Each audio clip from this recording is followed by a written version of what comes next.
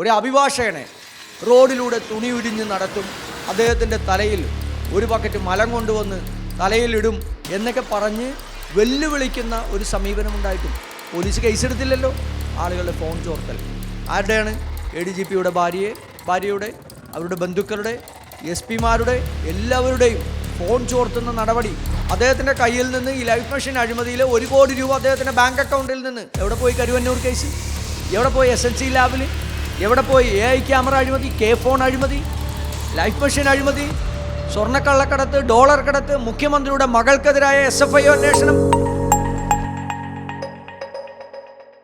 അൻവറിൻ്റെ ഈ സർക്കാരിനെ വെല്ലുവിളിക്കുന്നു, പിന്നീട് സ്വന്തം പോലീസിനെ തന്നെ വെല്ലുവിളിക്കുകയാണ്, കൂടാതെ മറ്റ് രാഷ്ട്രീയ വിമർശകരെയൊക്കെ വെല്ലുവിളിക്കുന്നു. ഇതിനൊന്നും ഒരു തടയിടാൻ കഴിയുന്നില്ല ഈ CPM-ന്. എന്താണ് ഇതിൻ്റെ ഒരു കാരണം? അല്ല, അൻവർ ഉയർത്തിയ വെളിപ്പെടുത്തൽ, ആ വെളിപ്പെടുത്തൽ ഗൗരവതരമായിട്ടുള്ള വെളിപ്പെടുത്തലാണ്. പക്ഷേ അതിനകത്ത് കൃത്യമായ എവിഡൻസ്, ഈ വെളിപ്പെടുത്തിയ ഗൗരവമായ കാര്യങ്ങൾക്കുള്ള കൃത്യമായ എവിഡൻസ് കൊടുക്കേണ്ടത് അൻവറാണ്. അപ്പോൾ പോലീസിനകത്ത് ഇത്തരത്തിൽ RSS ബന്ധമുള്ളവരുണ്ട്, അല്ലെങ്കിൽ കൊട്ടേഷൻ സംഘങ്ങളുണ്ട്, ലഹരി കടത്ത് നടത്തുന്ന ആളുകളുണ്ട്, പോലീസിനകത്ത് തന്നെ സ്വർണം പൊട്ടിക്കൽ നടത്തുന്ന ആളുകളുണ്ട്, പൊട്ടിച്ച സ്വർണം തട്ടിയെടുക്കുന്ന പോലീസുകാരുണ്ട്, അത് വീതം വയ്ക്കുന്ന SP വരെയുള്ള ഉദ്യോഗസ്ഥന്മാർ, ADGP വരെയുള്ള ഉദ്യോഗസ്ഥന്മാർ. അത്തരത്തിലുള്ള വെളിപ്പെടുത്തൽ ഗൗരവതരമായിട്ടുള്ള ഒന്നാണ് കേരളത്തിൻ്റെ പൊതുസമൂഹത്തിന്. പക്ഷേ അതിൻ്റെ കൃത്യമായി അത് എത്രത്തോളമാണ്, അതിൻ്റെ എവിഡൻസ് എത്രത്തോളമാണ്? ഇപ്പോൾ 2 പേര് സ്വർണ്ണക്കള്ളക്കടത്തുമായി ബന്ധപ്പെട്ട് 2 പേരുടെ മരണത്തിന് ADGPയും SP-യും ഗൂഢാലോചന നടത്തിയെന്ന് പറയുന്നു. അപ്പോൾ ഇതിനെല്ലാം എവിഡൻസ് ആവശ്യമാണ്. അത് കൊടുക്കേണ്ടത്, അത് തൻ്റെ കയ്യിലുണ്ട് എന്ന് പറഞ്ഞ് അത് കൊടുക്കേണ്ട ഉത്തരവാദിത്വം PV അൻവർ MLA-ക്കാണ്. സ്വാഭാവികമായും അദ്ദേഹം പാർട്ടി സെക്രട്ടറിയെ കണ്ട് കൊടുത്തിട്ട് കാര്യമില്ലല്ലോ. അദ്ദേഹം സർക്കാരിലാണ് കൊടുക്കേണ്ടത്, DGP-ക്കാണ് കൊടുക്കേണ്ടത്.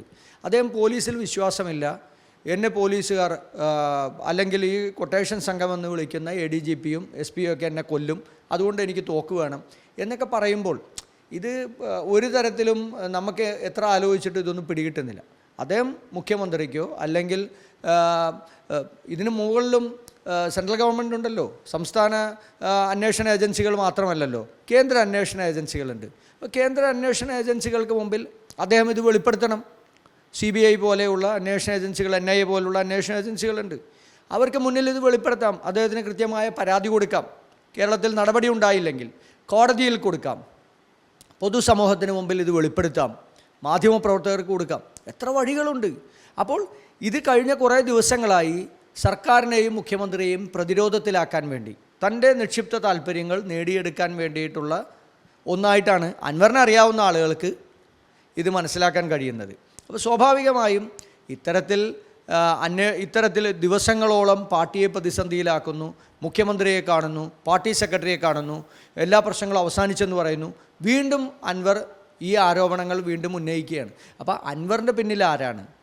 അൻവറിൻ്റെ പിന്നിൽ മുഖ്യമന്ത്രിയെ ഈ പറയുന്നത് പോലെ മുഖ്യമന്ത്രിയുടെ ഓഫീസിൽ നടക്കുന്ന ഈ സംഭവങ്ങളുമായി ബന്ധപ്പെട്ട് മുഖ്യമന്ത്രിയുടെ പൊളിറ്റിക്കൽ സെക്രട്ടറിയായ ശശിയുടെ നേതൃത്വത്തിലുള്ള ഞങ്ങൾ ഉന്നയിക്കപ്പെട്ട UDF ഉന്നയിക്കപ്പെട്ടിട്ടുള്ള ഈ ഉപജാപക സംഘങ്ങളുടെ നേതാവായിട്ടുള്ള ശശിയെ ഉന്നം വച്ചിട്ടുള്ള അദ്ദേഹത്തിൻ്റെ ആരോപണങ്ങൾ സ്വാഭാവികമായും അതെല്ലാം അൻവർ വെളിപ്പെടുത്തണ്ടേ?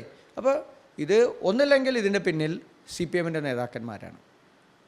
കൃത്യമായി ഇതിൻ്റെ തെളിവുകൾ, ഈ എവിഡൻസ് മുഴുവൻ അൻവറിൻ്റെ കയ്യിലുണ്ടെങ്കിൽ അൻവറിനത് മുഖ്യമന്ത്രിക്ക് കൊടുക്കാം, അല്ലെങ്കിൽ DGP-ക്ക് കൊടുക്കാം. ഇനി ഇവരിൽ വിശ്വാസമില്ലെന്നുണ്ടെങ്കിൽ കേന്ദ്ര അന്വേഷണ ഏജൻസികൾക്ക് മുമ്പിൽ കൊടുക്കാം, കോടതിയിൽ കൊടുക്കാം. ഇതൊന്നും കൊടുക്കാതെ കേരളത്തിലെ ജനങ്ങളെ വിഡ്ഢികളാക്കുന്ന ഒരു സമീപനം അൻവർ സ്വീകരിക്കുന്നത് നല്ലതല്ല.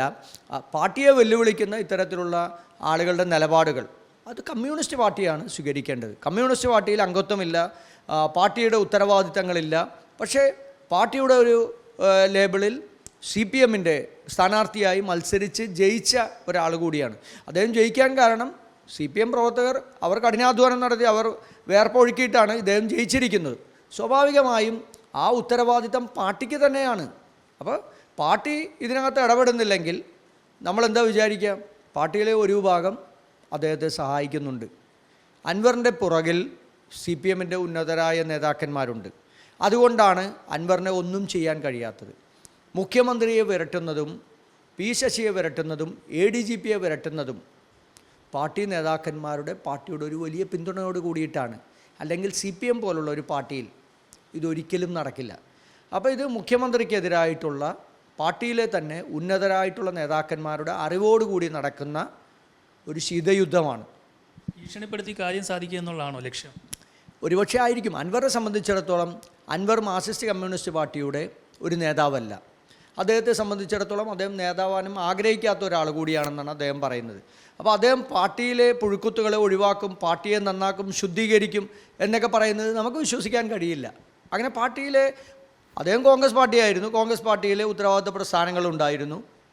സ്വാഭാവികമായും ഇവിടെ സ്ഥാനമാനങ്ങൾ അധികാരങ്ങൾ കിട്ടാതെ വന്നപ്പോഴാണ് CPMലേക്ക് ചേക്കേറിയത്. അപ്പോൾ പാർട്ടിയെ നന്നാക്കലല്ല അദ്ദേഹത്തിൻ്റെ ഉത്തരവാദിത്തം, മറിച്ച് ഇത്തരത്തിലുള്ള ഗൗരവമായിട്ടുള്ള കാര്യങ്ങൾ ഒരു സർക്കാരിന് കീഴിൽ നടക്കുന്നുണ്ട്. ദേശദ്രോഹ പ്രവർത്തനം നടക്കുന്നുണ്ട്, രാജ്യദ്രോഹ പ്രവർത്തനം നടക്കുന്നുണ്ട് എന്നുള്ളതാണെന്നുണ്ടെങ്കിൽ പരാതി കൊടുക്കണം, നടപടി സ്വീകരിക്കണമെന്നുണ്ടെങ്കിൽ അത് സംസ്ഥാന സർക്കാരിൽ മാത്രം പരാതി കൊടുത്തുകൊണ്ട് നടക്കില്ല എന്ന് അദ്ദേഹത്തിന് അറിയാം. ADGPയെ വരെ അദ്ദേഹത്തിൻ്റെ പരാതിയിൽ, ഈ പറയുന്ന പരാതിയിൽ ഉൾപ്പെട്ടിട്ടുള്ള ADGP വരെ, ക്രമസമാധാന ചുമതലയുള്ള ADGP വരെ ഈ സ്ഥാനത്ത് ഇപ്പോഴും തുടരുകയാണ്. അദ്ദേഹം ഇത് വെളിപ്പെടുത്തി ഇന്ന് 10-20 ദിവസക്കാലം കഴിഞ്ഞിട്ടും ഇത് തുടരുകയാണ്. അപ്പോൾ നമ്മളെന്താ വിചാരിക്കുക? ഈ വെളിപ്പെടുത്തൽ ഒന്നില്ലെങ്കിൽ തെളിവുണ്ടാകില്ല, കാടടച്ച് വെടിവെക്കുന്നതായിരിക്കും, അല്ലെങ്കിൽ അൻവറിനെ ഈ പറയുന്നത് പോലെ അൻവറിൻ്റെ തെളിവുകൾ കൊണ്ടൊന്നും ഒരു കാര്യമില്ല, മുഖ്യമന്ത്രിയും ഈ ഭരണ സംവിധാനങ്ങളും തീരുമാനിക്കുന്നത് പോലെയാണ് അന്വേഷണവും മുന്നോട്ട് പോകുള്ളൂ. അപ്പോൾ അതിന് അൻവർ ചെയ്യേണ്ടിയിരുന്നത് കേന്ദ്ര അന്വേഷണ ഏജൻസികൾക്ക് മുമ്പിൽ ഈ തെളിവുകൾ കൊടുക്കണം, കോടതിക്ക് മുമ്പിൽ ഈ തെളിവുകൾ. അൻവർ ഇതുവരെ കഴിഞ്ഞിട്ടില്ലല്ലോ. അപ്പോൾ അൻവറിൻ്റെ വ്യക്തിപരമായ നിരവധി വിഷയങ്ങളുണ്ട്. അൻവറിന് ചെക്ക് കേസുണ്ട്, അൻവർ പണം വാങ്ങിയിട്ട് കൊടുക്കാത്ത നിരവധി ആളുകളുണ്ട്, അവരുടെ പരാതിയുണ്ട്. സർക്കാർ ഭൂമി, റവന്യൂ ഭൂമി കയ്യേറി, ലാൻഡ് റവന്യൂ ബോർഡ് ആ കയ്യേറ്റ ഭൂമി തിരിച്ചു കൊടുക്കണമെന്ന് ആവശ്യപ്പെട്ടുകൊണ്ട് അൻവറിന് ഉത്തരവിട്ടിട്ടുണ്ട്. അൻവറിനോട് അൻവറിൻ്റെ ഭൂമിയിൽ പരിസ്ഥിതി ചൂഷണം നടത്തിയിട്ടുണ്ട്. അപ്പോൾ നിരവധി കേസുകളാണ് അൻവർക്കെതിരെ ഉള്ളത്. അപ്പോൾ സ്വാഭാവികമായും ഇതിൽ നിന്നൊക്കെ രക്ഷപ്പെടാനും നടപടിയിൽ നിന്ന് ഊരിപ്പോകാനും ഈ സമ്മർദ്ദം അദ്ദേഹത്തിന് തുണയാകുമെന്ന് അദ്ദേഹം വിശ്വസിക്കുന്നുണ്ടാകാം. അപ്പോൾ ഇതൊക്കെ കേരളത്തിലെ പൊതുസമൂഹം കാണുന്നുണ്ട്. അപ്പോൾ അത് കൃത്യമായി അൻവർ തന്നെ വെളിപ്പെടുത്തട്ടെ.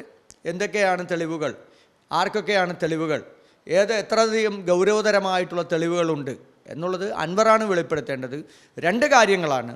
ഒന്ന്, അൻവറിന് പാർട്ടിയിൽ നിന്ന് പിന്തുണ കിട്ടുന്നുണ്ട്, സർക്കാരിൽ നിന്ന് പിന്തുണ കിട്ടില്ല. പാർട്ടിയിൽ നിന്ന് പിന്തുണ കിട്ടിയാലും മുഖ്യമന്ത്രിക്കെതിരായി ഇട്ടുള്ള ഈ പാർട്ടിയിലെ ഒരു ഭാഗം നേതാക്കന്മാരുടെ താല്പര്യങ്ങൾ സംരക്ഷിക്കപ്പെടുന്നതാണ് ഒരു കാര്യം. ഗൗരവതരമായിട്ടുള്ള കാര്യം, അൻവർ വെളിപ്പെടുത്തിയ ഈ വിവരങ്ങളിൽ നടപടി ഉണ്ടാകണം, നിയമപരമായി ശിക്ഷിക്കപ്പെടേണ്ട കേസുകളുണ്ട്. അപ്പോൾ ആ കേസുകളാണ് ജനങ്ങൾക്ക് താല്പര്യം. ജനങ്ങൾക്ക് താല്പര്യം മാർക്സിസ്റ്റ് കമ്മ്യൂണിസ്റ്റ് പാർട്ടിയിലെ അധികാര തർക്കമല്ല, അൻവർ ഉന്നയിച്ച ഗൗരവതരമായിട്ടുള്ള വിഷയങ്ങളാണ്. അപ്പോൾ അതുകൊണ്ട് അൻവറിന് ആത്മാർത്ഥതയുണ്ടെങ്കിൽ ജനങ്ങളോടൊപ്പം നിന്ന്, തന്നെ വോട്ട് ചെയ്ത് വിജയിപ്പിച്ച ജനങ്ങളോടൊപ്പം നിന്ന് അദ്ദേഹം ഇന്നുയർത്തിയിരിക്കുന്ന, മലപ്പുറത്ത് SP ആയിരിക്കുന്ന ആളുകൾ ആ നാട്ടിലെ ജനങ്ങളോട് ഇത്രയധികം ക്രൂരമായിട്ടുള്ള കൃത്യം നടത്തിയിട്ടുണ്ടെങ്കിൽ, ദേശദ്രോഹ പ്രവർത്തനം നടത്തിയിട്ടുണ്ടെങ്കിൽ അവരെ നിയമപരമായി ശിക്ഷിക്കാനുള്ള ഉത്തരവാദിത്തമാണ് ഒരു ജനപ്രതിനിധി എന്നുള്ള രീതിയിൽ അദ്ദേഹം നടത്തേണ്ടത്. പക്ഷേ ഈ ജനപ്രതിനിധി, അതായത് MLA എന്ന സ്ഥാനമൊക്കെ മറന്നുകൊണ്ട് പരസ്യമായി വെല്ലുവിളിക്കുകയാണ് നമ്മുടെ നിയമ സംവിധാനത്തെയൊക്കെ. എത്രയധികം മോശമായിട്ടാണ് സംസാരിക്കുന്നത്. ഒരു MLA ആണ്, അഭിപ്രായം പറഞ്ഞതിൻ്റെ ആത്മാവിഷ്കാരത്തെക്കുറിച്ച് വായുതോരാതെ സംസാരിക്കുന്ന ആളുകളാണ്. CPMഉം ഇടതുപക്ഷവും, കേരളത്തിലെ മാത്രമല്ല ഇന്ത്യയിലെ CPMഉം ഇടതുപക്ഷവും. അപ്പോൾ ആവിഷ്കാര സ്വാതന്ത്ര്യത്തെക്കുറിച്ച് സംസാരിക്കുകയും അതിനെതിരായി അവരുടെ കൂടെ നിൽക്കുന്ന ഒരു MLA, ഒരു രാഷ്ട്രീയ നിരീക്ഷകൻ, ഒരു അഭിഭാഷകനെ റോഡിലൂടെ തുണി ഉരിഞ്ഞ് നടത്തും, അദ്ദേഹത്തിൻ്റെ തലയിൽ ഒരു ബക്കറ്റ് മലം കൊണ്ടുവന്ന് തലയിലിടും എന്നൊക്കെ പറഞ്ഞ് വെല്ലുവിളിക്കുന്ന ഒരു സമീപനമുണ്ടായിട്ടും പോലീസ് കേസെടുത്തില്ലല്ലോ.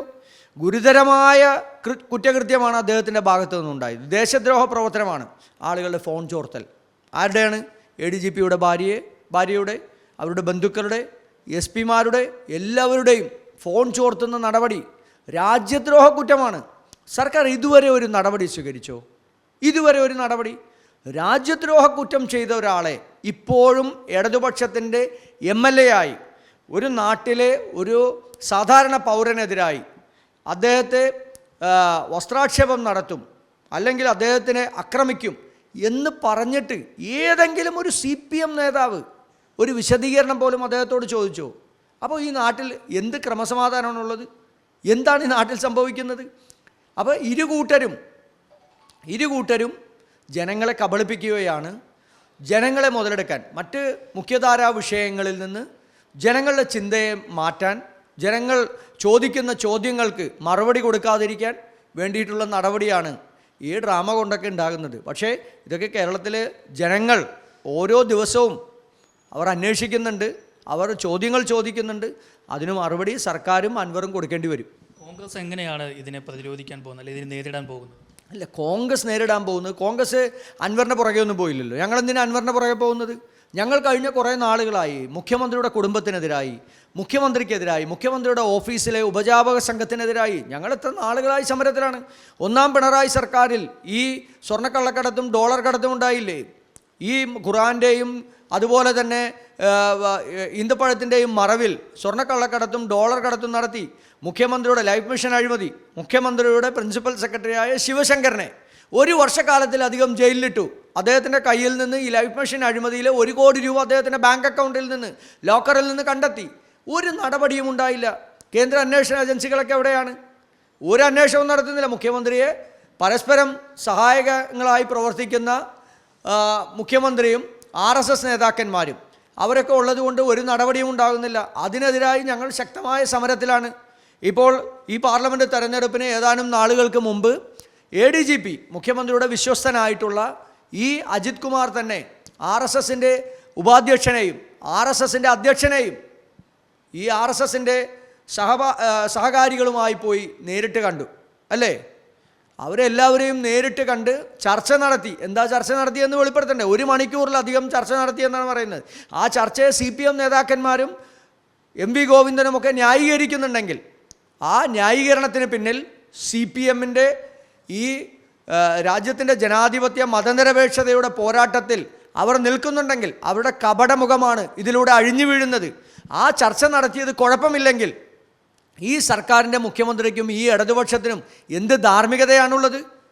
സ്വന്തം മുഖ്യമന്ത്രിയുടെ വകുപ്പിന് കീഴിലുള്ള ക്രമസമാധാന ചുമതലയുള്ള ADGP രാജ്യത്തിൻ്റെ RSSൻ്റെ അധ്യക്ഷനെയും ഉപാധ്യക്ഷനെയും കണ്ട് മണിക്കൂറുകൾ ചർച്ച നടത്തിയിട്ട് ഇവിടെ എന്താണ് നടത്താൻ പോകുന്നതെന്ന് ചോദിക്കാൻ പോലും മനസ്സില്ലാത്ത മുഖ്യമന്ത്രിയെയും പാർട്ടി സെക്രട്ടറിയെയുമാണ് നമുക്ക് കാണാൻ സാധിക്കുന്നത്. VSൻ്റെ കാലഘട്ടത്തിൽ ഇങ്ങനെ ആയിരുന്നില്ലല്ലോ. VSനെ പാർട്ടി നിയന്ത്രിച്ചിരുന്നില്ലേ? വിഗ്രഹം ചുമക്കുന്ന കഴുത എന്ന് പറഞ്ഞത് CPMൻ്റെ സംസ്ഥാന സമിതി യോഗത്തിൽ പിണറായിയോടൊപ്പം നിൽക്കുന്നവരാണ് പറഞ്ഞത്.